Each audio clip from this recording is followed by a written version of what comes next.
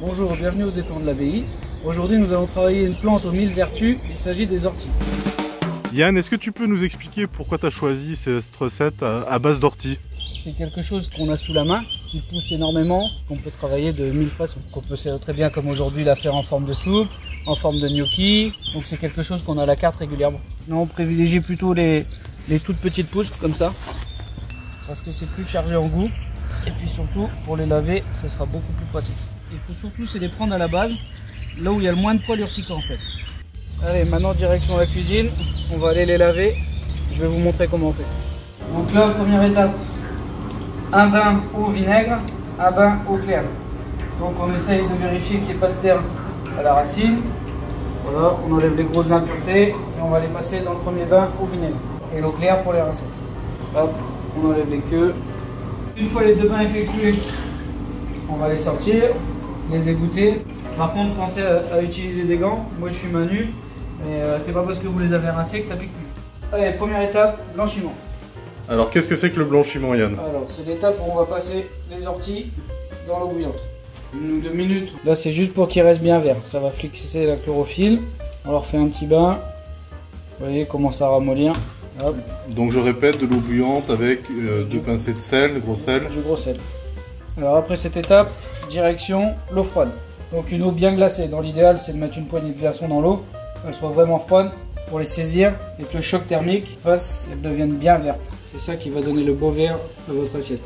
On va les égoutter, les sortir de l'eau. Donc la première eau que vous avez utilisée pour blanchir les orties, vous pouvez très bien imaginer la garder, la filtrer, en faire une gelée. C'est un petit peu comme l'eau du thé. Alors étape 2.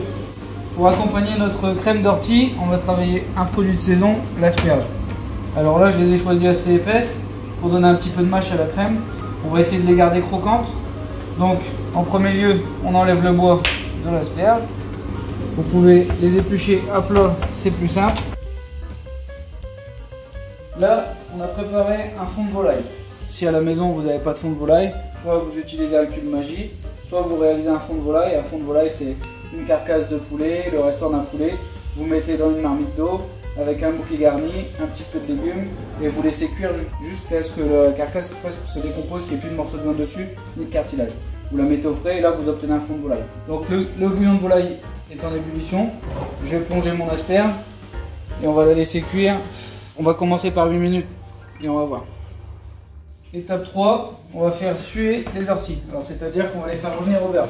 Donc là on a mis notre beurre à fond. On met les échalotes hachées. On met les orties.